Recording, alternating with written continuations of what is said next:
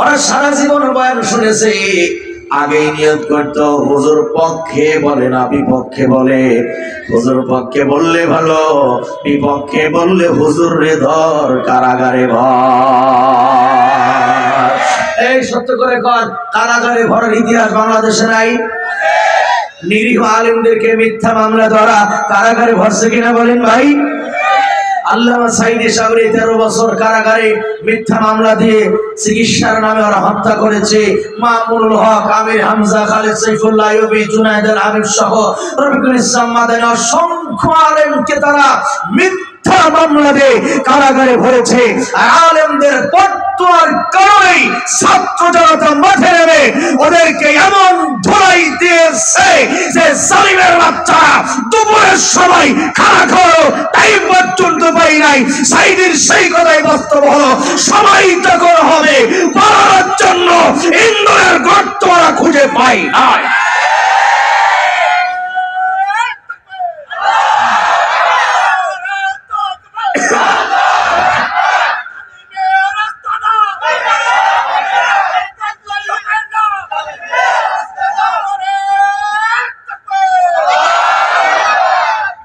ঐক্যবদ্ধভাবে সামনে আগান, এদেশে জালিমের কোনো অস্তিত্ব থাকবে না ইনশাআল্লাহ। আগামী দেশটা একটা ব্যতিক্রম দেশ হোক, অর্থাৎ ইসলাম দিয়ে জনগণকে শাসন করা হোক। এটা কি আপনারা চান না ভাই? সবাই চান না এটা? আল্লাহ কবুল করুক, বলি আমিন।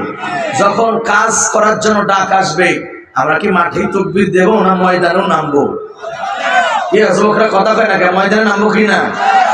এই মোবাইল ফোন বন্ধ কর ভাই, গার্লফ্রেন্ডের কথা 2 ঘন্টা পরে কথা হবে, ধুয়ে দে ভাই। কথা কইস না কোন ভাই? হ্যাঁ, ফোনগুলি বন্ধ না। আমরা কই না, আপনি পুরো মানুষ গার্লফ্রেন্ড কই পাবেন? এটা যুবকরে কইছি ভাই, ঠিক আছে? হ্যাঁ, কারণ হলো একটা ক্লাস যখন নেওয়া হয়, ছাত্রদের মন মানসিকতা যদি এদিক ওদিক থাকে, তাইলে পড়া দেওয়াও যা, না দেওয়াও যা, ঠিক কিনা বলেন? এই যে আপনারা দাঁড়ায় আছেন, কি দুঃখ পান আমার কাছে। দাঁড়ায় আছেন, কত সুন্দর জায়গা ভাই, বসলে হয় না ভাই? সাউন্ড একবার এক কোয়ালিটি হচ্ছে, এটা তো ভালো না। কেন ঘোরাঘুরি করতেছেন? আমি আপনাদের ভালো সার্ভিস দিচ্ছি, দোয়া করব, প্রশংসাও করব, কিন্তু একবার ঘুরিয়ে এক রকম কোয়ালিটি করেন না। একভাবে রেখে দেন, সমস্যা না, আমি বলবো হ্যাঁ, এইভাবে রেখে দেন, একটু কমিয়ে দেন, যত নয়েজ নয়েজ ভাব। হ্যাঁ, আর চালায়েন না ভাই, এমনি 16 বছর চলে ঘুরে ছাই হয়ে গেছে। হ্যাঁ, বসে পড়েন তাড়াতাড়ি। বলে 2 নাম্বার গুণ কি? আল্লাহ বলেন, যুবকেরা শুনে নাও, 2 নাম্বার গুণ কি? 2 নাম্বার গুণ হলো ভালো আকল থাকা যায়, ভালো নিয়ত নিয়ে বসা লাগবে কোরআনের মাঠে। আর আল্লাহ পাক বলেন শাহিদ। শাহিদ শব্দের মানে হলো উপস্থিত, তার মানে হলো আরিফ বিল্লাহর সামনে তোমার বডি, মন রইল বাজারে। বডি আরিফ বিল্লাহর সামনে, মন রইল স্ত্রীর কাছে। যুবক, বডি আরিফ বিল্লাহর সামনে, মনটা গার্লফ্রেন্ডের কাছে। বডি এক জায়গা, মন এক জায়গা। এমন করে যদি কেউ কোরআন শোনে, কিয়ামত পর্যন্ত হায়াত পাবে। কোরআন শোনার দ্বারা কোনো ফায়দা হবে না। কথাটা মোল্লার না, আল্লাহ। তাহলে বডি আর মন কয় জায়গা থাকবে? কয় জায়গা? আপনারা কিন্তু ভিআইপি, কথা জোরে কইতে হবে। হ্যাঁ, বডি আর মন কয় জায়গা আছে তো সবাই? আচ্ছা, বডি আর মন এক জায়গা কার কার আছে? ডান হাত তুলে রাখুন। আল্লাহ,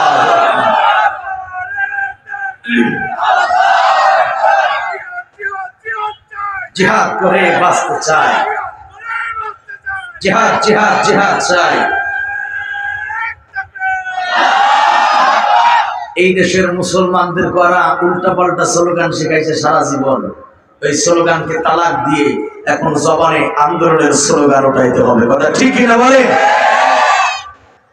বন্ধুরা আমার, তাকান এদিকে, মুরব্বী চাচারা ভালো করে শুনবেন, কারণ বাংলাদেশের বহুত মুরব্বী আছে কয়েক প্যাকেট বিড়ির লোভে, গোলা চায়ের লোভে জীবনের 30টা বছর বাতিলদের পিছনে আন্দোলন করেছে। বলেন আসে না? নাই আছে কি নাই? বলে চাচা ভালো করে শোনো, কোরআন কি বলে? ইয়াউমা নাদউ কুল্লা উনাসিন বিইমামিহিম। আল্লাহর কোরআন বলে কিয়ামতের ময়দানে, বলো যুবক কোন ময়দানে? বলো জোরে বলো, কোন ময়দানে? প্রতিটা দলকে ডাকা হবে, প্রতিটা দলকে আহ্বান করা হবে তার নেতার সাথে। কার সাথে? কথা কয় না, কার সাথে? ওই কিয়ামতের ময়দানে তোমার নেতা যাবে যেদিক, তোমার গন্তব্য হবে সেদিক। কিন্তু দুঃখের বিষয় হইল দুনিয়াতে আন্দোলনের মুখে পড়ে তোমার নেতা গেল ভারতে, তোমারে ফেলাই গেল বাংলার জমিনে, ঠিক কিনা? যেই নেতারা মানুষের আন্দোলনের মুখে পড়ে তোমাকে ফেলে চলে যায়, আল্লাহর কসম করে বলি এই নেতা নেত্রীরা হাসরের ময়দানে এক পয়সার মুখার তোমার করতে পারবে না। এজন্য 2 নাম্বার গুণ হলো মন এবং বডি এক জায়গা থাকবে। এই গুণ নিয়ে আল্লাহর ভয় নিয়ে যারা কোরআনুল কারীমের বয়ান শ্রবণ করবে, আল্লাহ রাব্বুল আলামিন ওই শ্রবণকারী বান্দাকে জান্নাতের রাস্তার সন্ধান দেখাইয়া দিবে। সুবহানাল্লাহ। ভাইরা, এজন্য ভাই যার মনোযোগ যত বেশি, তার হৃদয়ের রাস্তা তত বেশি পরিষ্কার হয়ে যাবে। তো মনোযোগ লাগাইছি তো নাকি? এই মনোযোগ লাগাইছি তো ইনশাআল্লাহ। ইয়াং ভাইরা ভালো করে শুনবা। কেন শুনবা? কারণ মা ইয়ালফিযু মিন কওলিন ইল্লা লাদাইহি রাকীবুন আতীদ।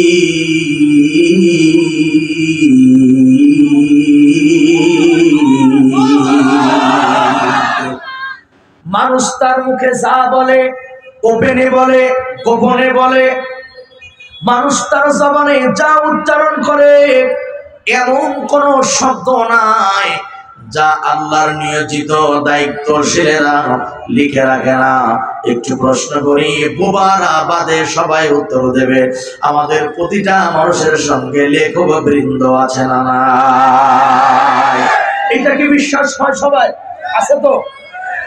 কিরামান কাতিবিন, কাতেব মানে লেখক, প্রতিটা মানুষের সঙ্গে লেখক আছে না নাই? এই কথা যদি কেউ বিশ্বাস করে তাহলে সে জবান দিয়ে কোনোদিন বাজে কথা বলতে পারে না। কিয়ামতের ময়দানে আপনি আপনার জবানে যা বলেছেন আল্লাহ রাব্বুল আলামিন সমস্ত কথা রেকর্ডিং করে রেখেছেন। হাসরের ময়দানে আপনাকে শোনানো হবে কোনটা সত্য বলেছিলেন, কোনটা মিথ্যা বলেছিলেন, আর আপনি কেন আলেমদের বিরুদ্ধে মিথ্যা সাক্ষী দিয়েছিলেন। ঠিক কিনা বলেন? এগুলি একটাও বাদ পড়বে না, প্রতিটা কথাকে লিপিবদ্ধ করা হচ্ছে। আল্লাহ পাক কোরআনে আরেক জায়গা বলেন, মা ইয়াকুনু মিন নাজওয়া তালাতাতিন ইল্লা হুয়া রাবিউহুম।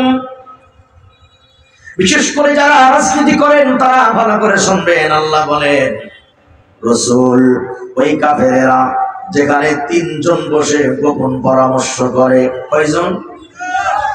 না, কথা না কইলে তো ভাই ওয়াজ হবে না। যারা বোবা ওনারা তো আসলে কথা বলতে পারে না, ওনাদের মাসালা আলাদা। বাকিরা বলে কয়জন? আল্লাহ বলে, রাসূল শোনেন, যেখানে ওই কাফেররা 3 জন বসে গোপনে পরামর্শ করে ইসলাম ধ্বংস করার জন্য, ওরা তো জানে না, ওরা তো বোঝে না। 4th নাম্বারে ওদের গোপন পরামর্শ, ওরা যা বলে যা করে আমি আল্লাহ পাক দেখতে পাই এবং শুনতে পাই। আল্লাহু আকবার বলেন। এই আল্লাহ সব দেখেন এবং শোনেন। আল্লাহ পাক বলেন, ওয়ালা খামসাতিন ইল্লা হুয়া সাদিসুহুম। ওরা যদি 5 জন হয়, 6 নম্বরে কে শোনে? হয় না, কে শোনে? ওরা যা বলুক যা করুক না কেন দুনিয়ার কেউ দেখে না, দুনিয়ার কেউ শোনে না, কিন্তু আল্লাহ রাব্বুল আলামিন কাফিরদের সমস্ত ষড়যন্ত্র দেখতে পান এবং শুনতে পান। ঠিক কিনা? সুতরাং মানুষ তার জবানে যাই বলুক না কেন কিয়ামতের ময়দানে এটা উপস্থিত করা হবে। এজন্য রাসূল বলেন, লা তাতাখাল্লালু বাকিরাতু বিলিসানিহা। আল্লাহর হাবিব বলে, কথা যখন বলবা উত্তম কথা বলবা, বাজে কথা বলবা না। কারণ বাজে কথা যারা বলে নবীজি বলেন তারা আর গরু ছাগল হইল সমান। নাউজুবিল্লাহ বলেন। তাহলে এক ভাইরা জবান দিয়ে যা বলবো কার জন্য বলবো? বলে না, কার জন্য বলবো? আল্লাহর জন্য সব বলতে হবে। কারণ এই জবানের শক্তি দিয়েছেন আল্লাহ পাক, শ্রবণ শক্তি দিয়েছেন আল্লাহ পাক, দৃষ্টি শক্তি দিয়েছেন আল্লাহ। এই যে আমরা চোখ দিয়া দেখি, কান দিয়া শুনি, একবার আলহামদুলিল্লাহ কব না ভাই? যার চোখের আলো নাই সে বোঝে চোখের কত দরকার, ঠিক কিনা বলে? ইয়াং ভাইরা ভালো করে মনে রাখবা, চোখ দিয়া যারা ভালো জিনিস দেখো না, গার্লফ্রেন্ডকে দেখো মায়াবী নজরে তাকায় থাকে আর বলে, পড়ে না চোখের পলক কি তোমার রূপের ঝলক। এই যে মায়াবী নজরে তাকাইলা, জিনা লিয়া দেয় নিল্লাম, এইটা হইল চোখের জিনা। আর জবান দিয়ে বললে পড়ে না চোখের পলক কি তোমার রূপের ঝলক, এইটা হইল জবানের গুনাহ। চোখের গুনাহ, জবানের গুনাহ তোমাকে নিয়ে যাবে মূল জিনার দিকে, কথা ঠিক কিনা? এজন্য খুব ভালো করে ইয়াং ভাইরা কথা শুনবে, কারণ এই 24 সালে বিপ্লব ঘটিয়েছে কারা বলেন তো ভাই? কয় না, কথা কন না, কারা? আমার কি বুড়া বুড়া মনে হয় ভাই? আমার বুড়া মনে হয়? আমি তো 7 তারিখের একজন আন্দোলনকারী। আমি যদি গুলি খাই নেই, একটু টিয়ার সেলের গ্যাস ট্যাস খাইছিলাম আর কি, ভালোই লাগছিল, মানে মনে হইলো তো একটু মরে যাইতেছি আর কি। তবুও বাতিলের কাছে আমরা মাথা মতো করি নাই। এজন্য ইয়াংরা যেহেতু একটা বিপ্লব ঘটিয়েছে, আমি একটা কথা বলি, দেখেন মেলে কিনা। আবু সাইদ, মুগ্ধ, এরা দেশকে রক্ষার জন্য বুক পেতে দিল, বুকে গুলি নিল।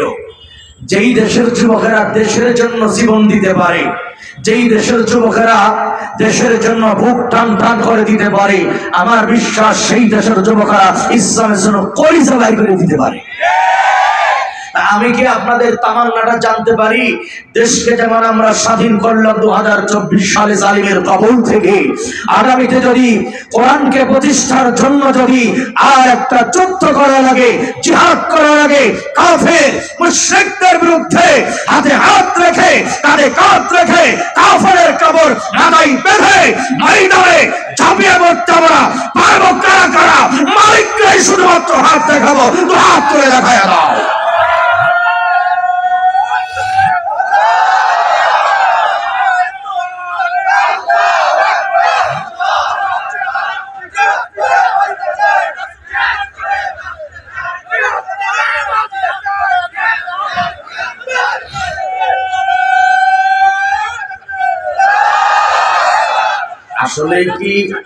আসলে কি আমরা ডাক যদি আসে আসলে কি যাবো তো ইনশাআল্লাহ?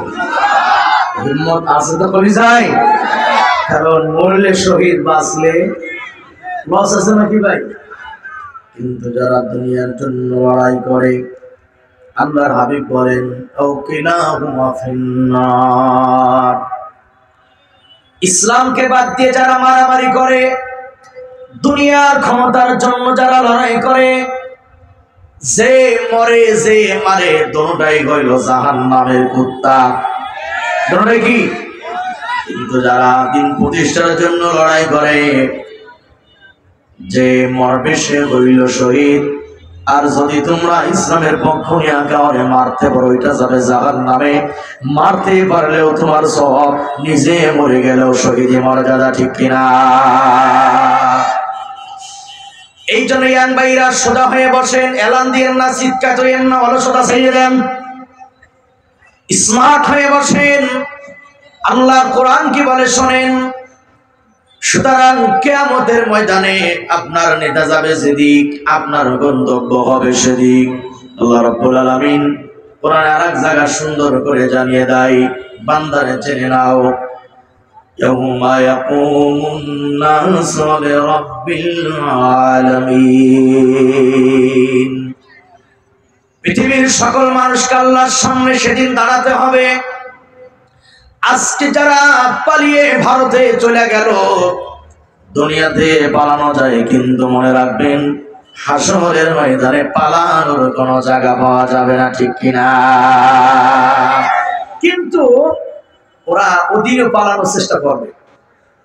কথা আল্লাহ, কথা কার? পাই না, কথা কার? এই জাহান্নামীরা এই লোক কি আর ভাই কি আপনি ভিতরে ঢুকছেন কে ভাই? রাস্তার উপরে গজব মিলাই দিয়েছেন আপনাকে জন্য। যা চাওলা ভাই ভিতরে থাকবেন না মেহরবানি করে। হ্যাঁ খালি হোক, আপনি যান, আপনি আপনার জায়গায় যান। আপনার জন্য ওই যে রাস্তা বইটি জায়গা করে দিয়েছি, চাটাই বেড়ান, যান ভিতরে বসে না ভাই আমার। কারণ আমরা তো এখানে কোরআনের কথা বলতেছি, তাই না? এখানে তো আসলে খাওয়ার জায়গা না, ঠিক কিনা বলেন ভাই? পরে খাওয়া যাবে ইনশাআল্লাহ। সময় কিন্তু কম, এজন্য কথা আমি একটু দ্রুত বলার চেষ্টা করতেছি। আমার অনেকগুলি কথা জমা, আমি যদি জাতির এগুলো বলতে না পারি আমার নিজের কাছে খারাপ লাগবে, ঠিক কিনা বলেন? এই জন্য মাথা সোজা করে শুনেন। আল্লাহ বলেন, কিয়ামতের ময়দানে সকল মানুষ যখন আল্লাহর সামনে দাঁড়াই গেল, একদল মানুষ বুঝে ফেলবে আমি জাহান্নামের মাল, নিজেই বুঝবে।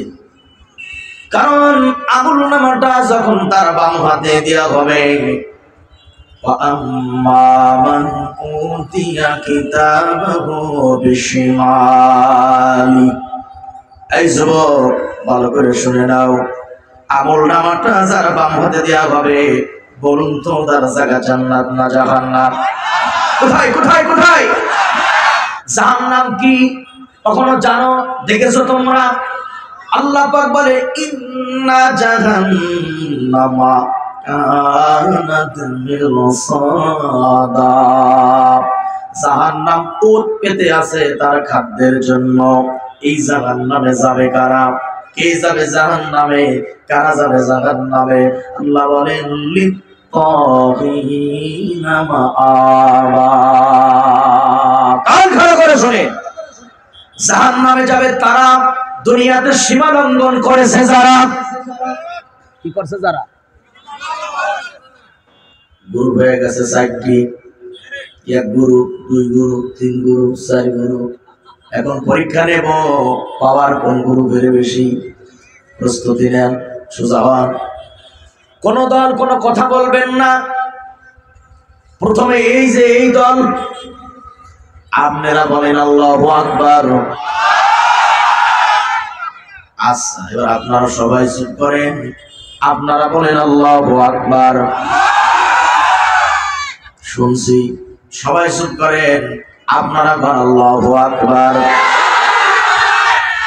হইছে, সবাই চুপ থাকেন, সামনের লোকেরা বলেন আল্লাহু আকবার। ভাই পাওয়ার কাজের বেশি। ও আপনি তো এই দলের ভিতরে আছেন, এই জন্য করতেছেন। এই দলে বেশি চলেছে না? তবে না না না, এই কারণ আছে। প্রথমে দিছে এরা, প্রথমে এরা দিছে না, বাকি 3 দল খেয়াল করছে এরা কত জোরে গুঁতো মারে। আদাল্লু আলাল খায়রি কাফাইলি। আল্লাহ হাবিব বলেন, কেউ যদি ভালো কাজ করে তার দেখা দেখি যদি অন্যেরা করে, আল্লাহ রাব্বুল আলামিন উভয়ের আমলনামায় সমপরিমাণ নেকি দিয়া দেয়। যদিও বিচারের সংখ্যা কম, যাইবা দিছে 3 দল দেখছে কত জোরে মারে, এর দেখা দেখি এরা মারছে, এর দেখা দেখি ওরা মারছে, ওদের দেখা দেখি ওরা মারছে, ঠিক কিনা জোরে মারে। তবে ভালো কাজ দেখা দেখি যারা করে আল্লাহ পাক আমলনামায় সমপরিমাণ নেকি দেয়। আমি এখানে আল্লাহর সুন্নাতটা পালন করলাম, আমিও নাম্বার সমানে সমান দিলাম। এবার 4 দল একসঙ্গে বলেন আল্লাহু আকবার। আল্লাহ কবুল করে বলে আমিন। এইবার তাকান আমার দিকে, আজকে শপথ নিয়ে বাড়ি যাইতে হবে। মুসলমানের বাচ্চা যে মুসলমানের পেটের থেকে বের হয়েছে, যে সে আজকে শপথ নেবে কোরআন নাই যেখানে মুসলমান থাকবে না, সেখানে কোরআন আছে যেখানে মুসলমানের আন্দোলন হবে সেখানে। কথা ঠিক কিনা? বিপ্লব মানে জীবন দিয়া বসে থাকা নয়, সে কোনদিন আসবে না রে, করো যদি ভয়। আমাদের ভয় কার উপরে? আল্লাহ ভয় কার উপরে? জিহাদের ওই ময়দানেতে যেতে তোমাকে হবে, প্রয়োজনের সব রক্তটুকু জমিনে ঢেলে দিবে। পারবেন ইনশাআল্লাহ? লড়াইয়ের ওই ময়দানেতে যেতে তোমাকে হবে, প্রয়োজনে সবার রক্তটুকু জমিনে ঢেলে দিবে, তবুও তোমায় লড়তেই হবে, মানিবে না পরাজয়, তবুও তোমায় লড়তেই হবে, মানিবে না পরাজয়। বিপ্লব মানে জীবন দিয়া বসে থাকা নয়, সে কোনদিন আসবে না রে, করো যদি ভয়। কথা ঠিক না ভাই? আল্লাহ পাক সাহসিকতার সঙ্গে ময়দানে কাজ করার তৌফিক দান করো, বলি আমিন। কিয়ামতের ময়দানে সবাই আল্লাহর সামনে দাঁড়ায় গেছে, কেউ কোনো কথা বলে না। জাহান্নামীরা ওরা বুঝে ফেলবে আমি তো জাহান্নামের মাল, আমার এখন উপায় নাই। ওরা অগণিত মানুষের ভিতরে পালানোর জন্য দৌড় মারবে। দৌড় মেরে কোন জায়গা যাবে? জাহান্নাম থেকে পালানোর জন্য দৌড় মারবে, মারিয়ে যাবে কোন জায়গা? কেন্দ্রীয় অফিসে। এখন তো কেউ দৌড় মেরে গেছে থাইল্যান্ডে, কেউ গেছে লন্ডন, কেউ গেছে ইংল্যান্ড, সবার আগে পালাইছে বাংলাদেশের কাউয়া কাদের। এই শালা গাগুমাল ও সবার আগে পালাইছে চিকিৎসার নাম করে, কারণ তো গাগুমাল বুঝে ফেলাইছে আন্দোলনটা শুরু হয়েছে, হাফ প্যান্ট ভরণে থাকবে না। ঠিক না ধরে বলে? এই জন্য কোন শিল্পী তার কণ্ঠ দিয়ে সুন্দর করে তিনি বলেছে, কোথায় স্বৈরাচার, কোথায়, কথা কয় না, কোথায়, কোথায় স্বৈরাচার, কোথায় কাদের কাকা, কোথায় গেল ওই জালিমের তেড়া তেড়া কথা। চাচাই কইতো খেলা হবে, খেলা হবে, খেলা হবে বইলে কাকা গেল পালাইয়া। আল্লাহ তোমার দরবারেতে হাজার শুকরিয়া, স্বৈরাচার পালাইছে দুপুরে খাবার না খাইয়া। রান্না যা করছিল জাতি খাইয়ে হাইকে মুখে দিয়ে চলে গেছে, কথা ঠিক না জোরে বলে? কিন্তু আমার একটা অবজেকশন আছে এখানে জাতির উপরে। কেউ নিল পাতিহাঁস, কেউ নিল ডেক্সি, কেউ নিল গাবলা, কিন্তু নিজেই যাই নামাজে সকালবেলা নামাজ পড়তো, কোন জাতি যাই নামাজ খুঁজে পাইল না। কেন কথা কয় না কেন? উনি বলে ঘুমের তুলে যাই নামাজ খুঁজতো, ওরে বাবা রাবে অবস্থিত। কিন্তু জাতির কেউ সেই যাই নামাজ খান খুঁজে পাই নাই, ঠিক কিনা কথা বলেন? আর এই জাতিরে বলতো তোমরা কাঁঠালের বার্গার খাও, কইছে কিনা? কথা কয় না, কইছে কিনা? নিচে জাতিরে কইতো কাঁঠালের বার্গার খাও, কিন্তু গণভবনে যখন জাতির লোকেরা প্রবেশ করিল, ঢুইকা দেখে খাসির রান ঝুলতেছে। কথা কয় না, কথা কয় না। বন্ধুরা আমার, আল্লাহ তো পতন এমনি দেয় নাই। এই জন্য মনে রাখবেন, দুনিয়াতে যারা পালিয়ে চলে গেছে, হাসরের ময়দানে পালানোর কোনো ধান্দা সেখানে করতে পারবে না, ঠিক কিনা? কিন্তু তারা চোখ মুখ বুঝে মারবে তোর, আল্লাহ কি বসে থাকবে?